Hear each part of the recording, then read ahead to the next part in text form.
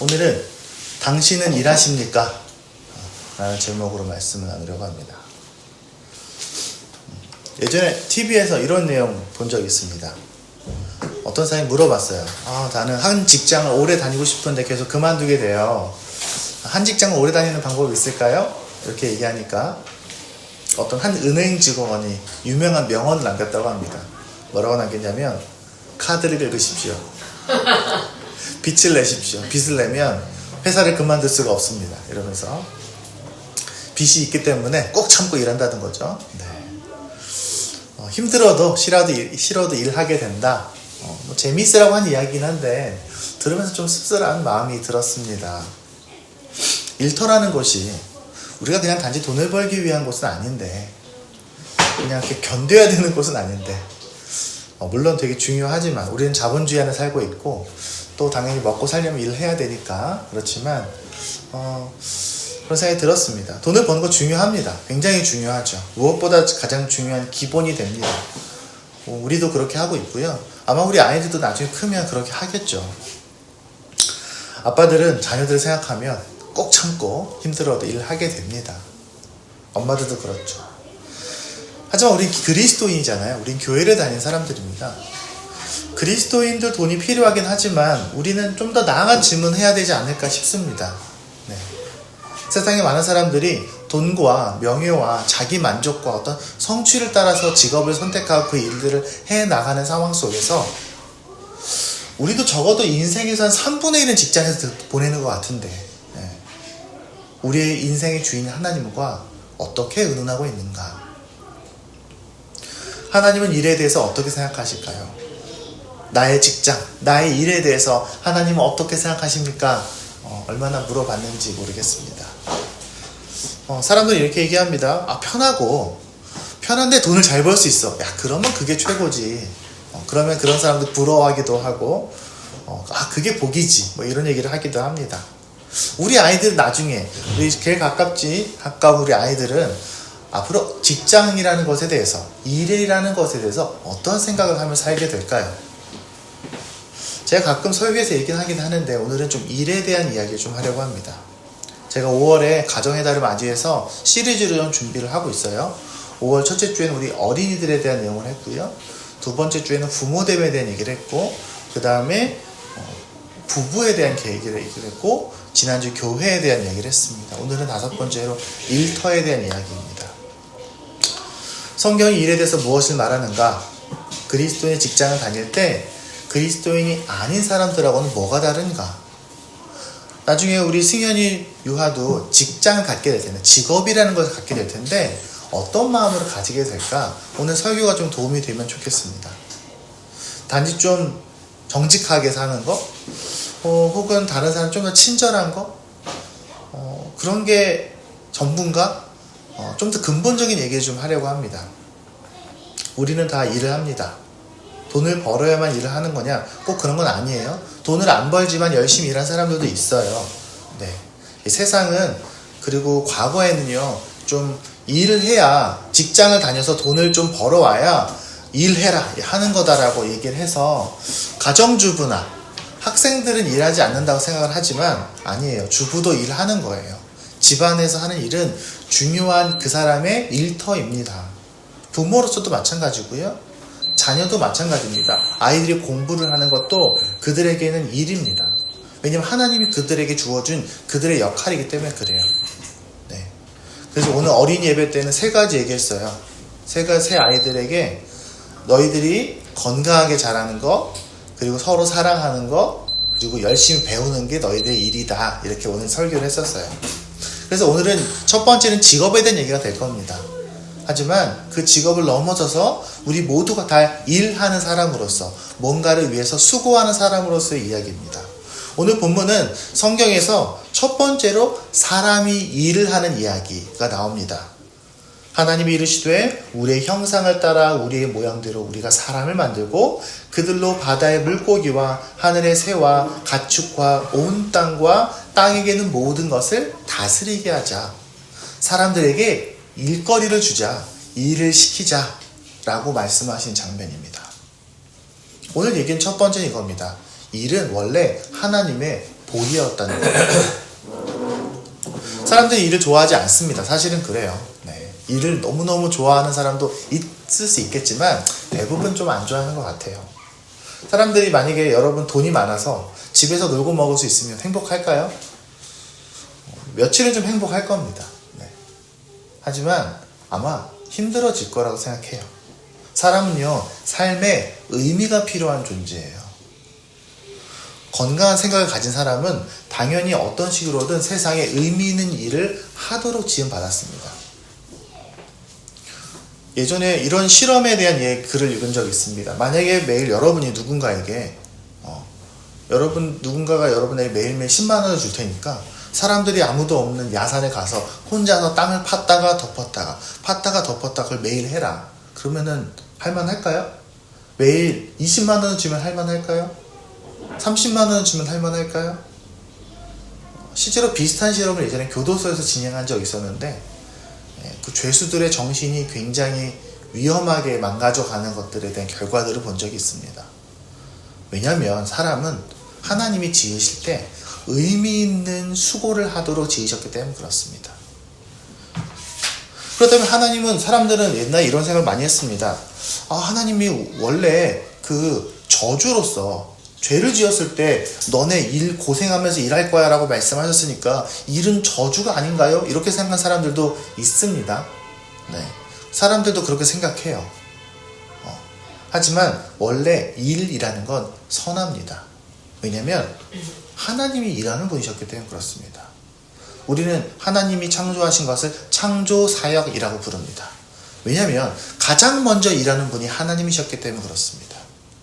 그렇기 때문에 하나님은 모든 일하는 사람들의 첫 번째 리더입니다. 아담을 볼까요? 우리가 오늘 말하는 것처럼 아담에게 하나님께서 일을 주십니다. 그리고 아담에게 주신 일은 동물의 이름을 짓는 일이었습니다.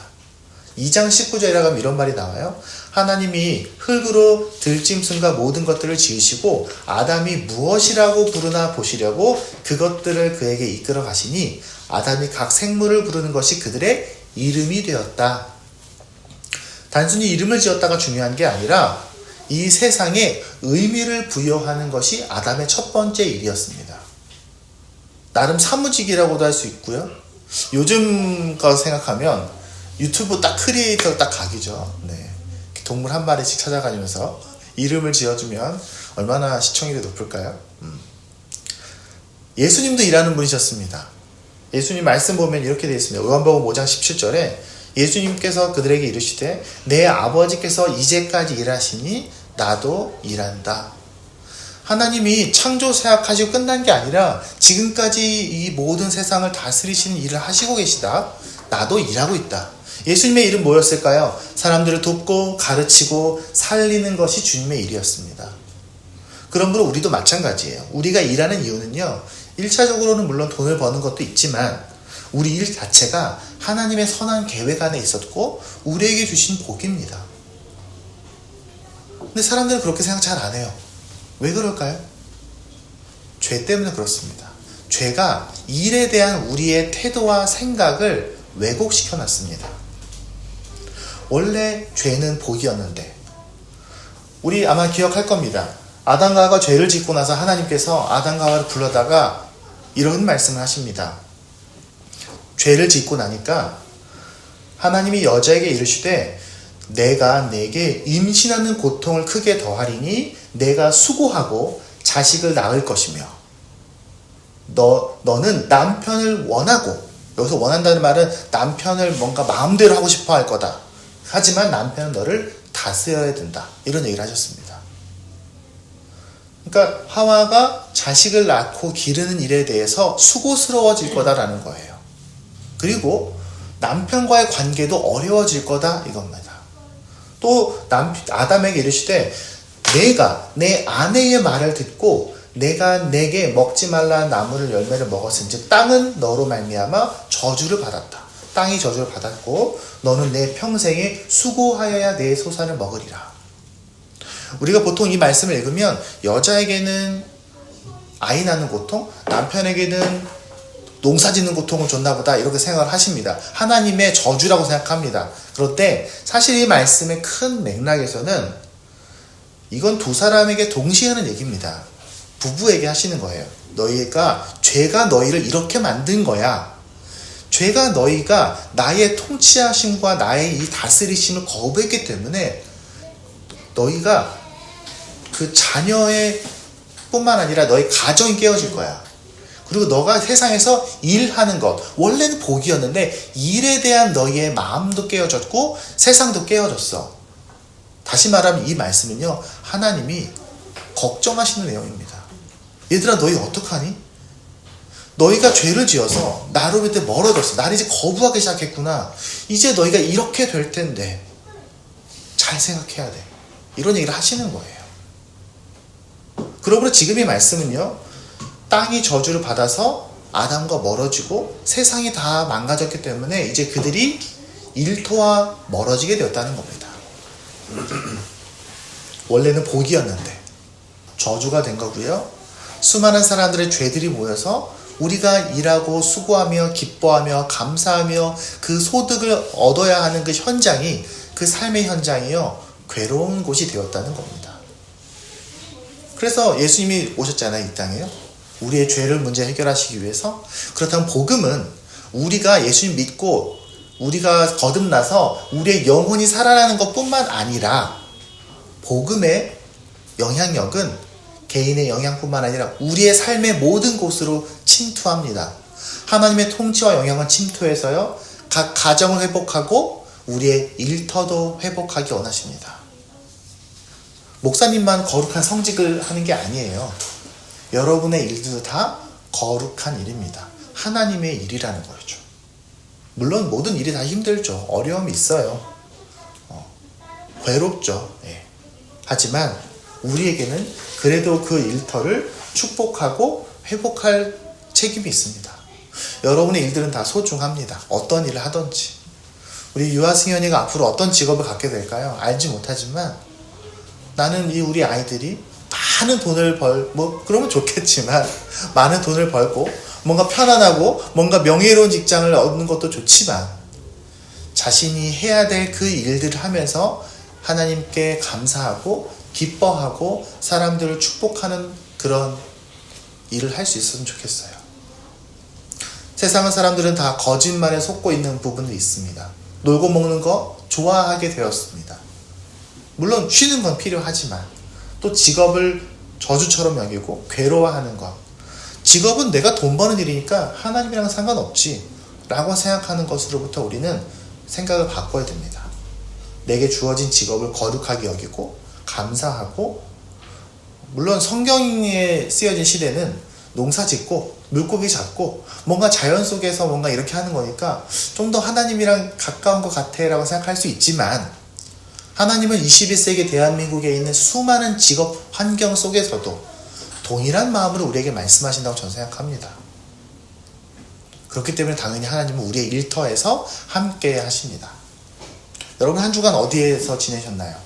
회사를 다니고 또 가정에서 집안을 케어하기도 하고요, 아이들 돌보기도 하고 했는데 하나님은 거기서 하나님이 여러분과 함께 하십니다. 그냥 함께 하는 것도 있지만 일하는 사람으로서 함께 하신다는 거예요. 우리가 지금 하는 그 일들이 겉으로 보기엔 단순한 일 같고 하나님에게 어떤 의미인지 잘 모를 수도 있습니다. 그냥 회사 다니는 것 같고 이게 우리랑 신앙이랑 무슨 상관인가 이런 생각할 수도 있습니다. 말씀을 오늘 보면요, 하나님께서 우리의 형상을 따라 우리의 모양대로 사람을 만들고 모든 것을 다스리게 하자.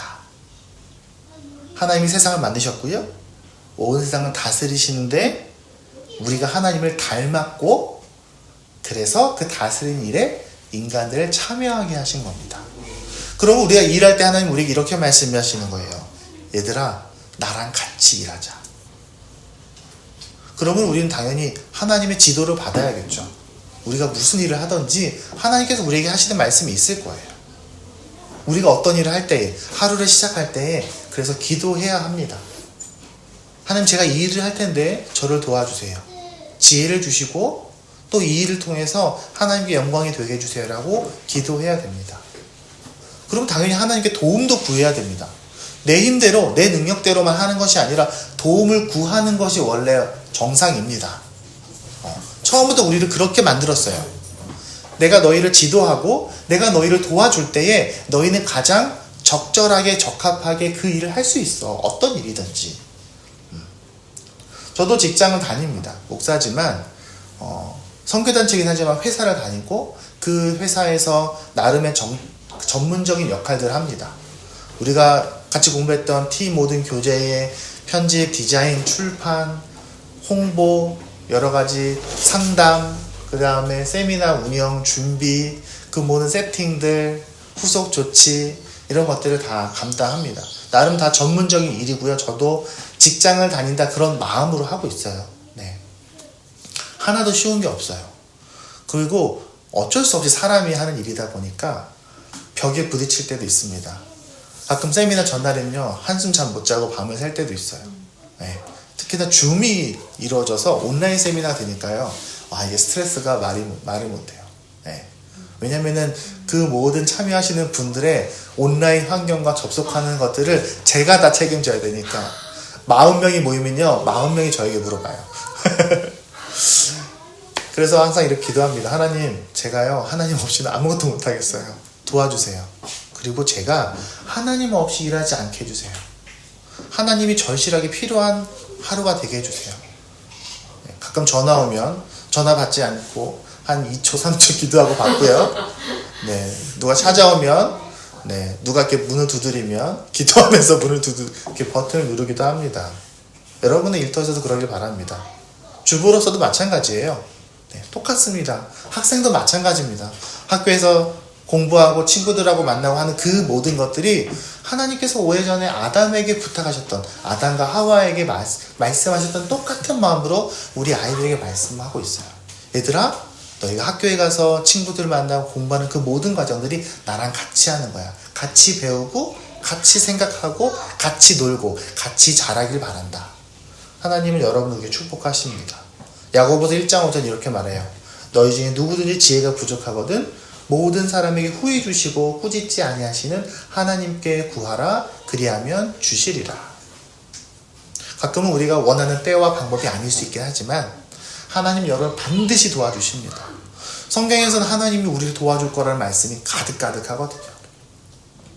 그리고 마지막으로 하나님은 우리와 함께 세상을 다스리기 원하십니다. 일이라는 것이 나 개인만을 위한 일은 아닙니다. 분명한 건 그래요. 제가 오늘 함께 나누는 말씀은요, 성경에 나온 저희 그 T에서 나온 교재 중에서 그 1+라는 책이 있습니다. 예전에 우리 도영 지사님하고 기돈 지사님 우리 같이 한번 쭉 훑어본 적이 있는데 원래 영어 제목이 뭐냐면요, Work for All입니다. 그러니까 모든 사람들을, 세상을 모든 사람들을 위해서 우리가 일한다 이런 말이에요. 그 책은 직장인들을 위한 책인데 나중에 이제 한번 더 기회가 되면 같이 한번 다뤄봤으면 좋겠어요.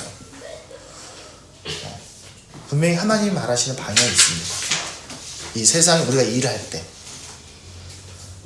하나님이 인간에게 이렇게 얘기하잖아요. 세상을 다스리게 하자. 다스린다는 게 뭡니까? 하나님의 방법으로 세상을 운영하는 거예요.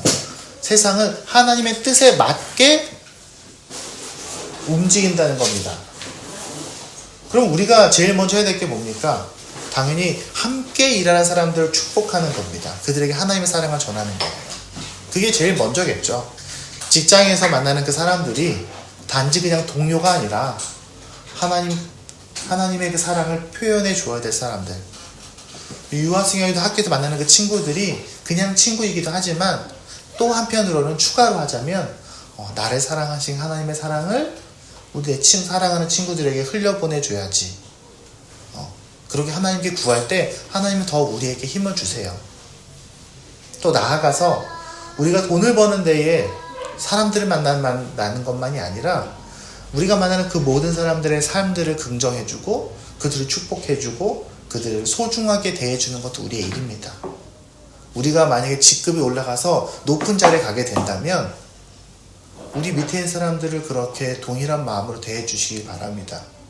혹시 우리 위에 있는 많은 사람들이 있다면 우리 그 위에 있는 사람들이라도 우리가 너무 그들이 우리에게 일을 시키기 때문에 좀 항상 윗사람들에게 불평불만 할 수 있는 것이 많지만 그들을 위해 기도하고 축복하는 일을 멈추지 말아야 합니다. 어떤 사람들에게는요, 일이 돌아가는 회사가, 내가 일하는 일터가 돌아가는 일의 방식이 더 정직하고 더 합리적이고 더 긍정적 방향으로 돌아갈 수 있도록 기도하면서 애쓸 수 있습니다.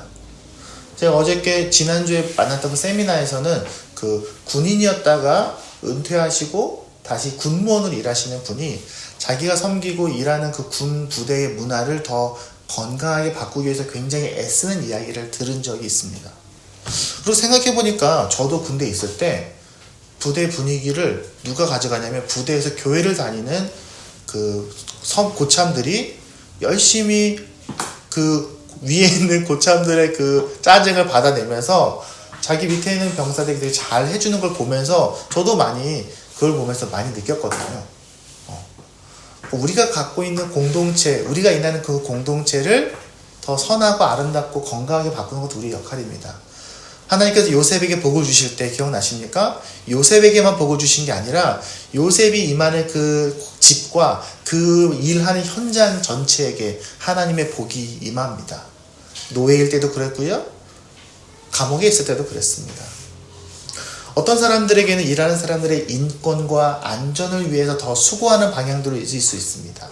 옛날에 많은 그리스도인들은요, 노동자들의 인권과 그들의 그 시스템들을 만들어 가는데 굉장히 많이 애썼었고요. 또 우리 어떤 믿음의 조상들은 흑인들의 그런 그 자유, 노예무역에서 그 정책을 바꾸는데 결정적 역할을 했던 사람들은 다 그리스도인들이었습니다. 어떤 사람들은 일자리를 만들어주는데 더 힘을 쓰기도 하고요. 또 어떤 사람들은 우리가 일하고 있는 자연들, 이 생태계를 더 건강하고 아름답게 혹은 좀 덜 해치는 방향으로 흘러가도록 마음을 쓰고 그것을 바라고 소망하는 것으로 또 일터에서 하나님의 자녀로서의 역할들을 해나가기도 합니다. 고린도전서는 이렇게 말합니다. 그러므로 너희가 먹든지 마시든지 무엇을 하든지 다 하나님의 영광을 위하여 하라. 저희 아버지가 되게 좋아했던 말씀이에요. 우리가 모든 일은 다 하나님의 영광이 되어야 됩니다. 우리가 일하는 그 일터에 하나님의 나라가 임할 수 있도록 기도하시고 항상 소망한 우리가 되길 바랍니다. 물론 쉽지 않지만 기도하면서 멀리 보고 하나씩 하나씩 내게 주어진 역할들을 하시길 바랍니다. 그렇다면 하나님께서 여러분에게 도움을 주시고 또 필요한 것들을 채우실 겁니다. 물론 그 중에 하나가 월급이 될 겁니다. 급여가 될 거예요. 말씀을 맺겠습니다. 일은 하나님의 복입니다. 우리 시간에는 내가 속한 공동체를 좀 축복하는 기도를 좀 하면 좋겠어요. 학교에 있는 우리 아이들은 학교를 축복합시다. 우리 친구들을 좀 축복하는 기도를 하면 좋겠습니다. 직장 다니는 내 직장을 축복합시다. 같이 일하는 사람들을 위해서 기도했으면 좋겠습니다.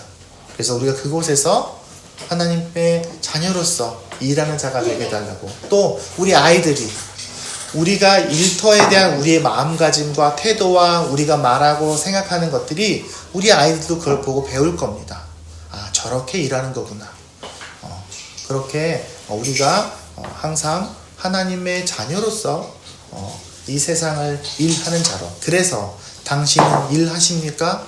라는 질문에 대해서 네, 우리는 하나님의 자녀로서 그의 나라를 위하여 일합니다 라고 대답할 수 있었으면 좋겠습니다. 함께 우리 시간 우리의 일터를 위해서 기도하도록 하겠습니다.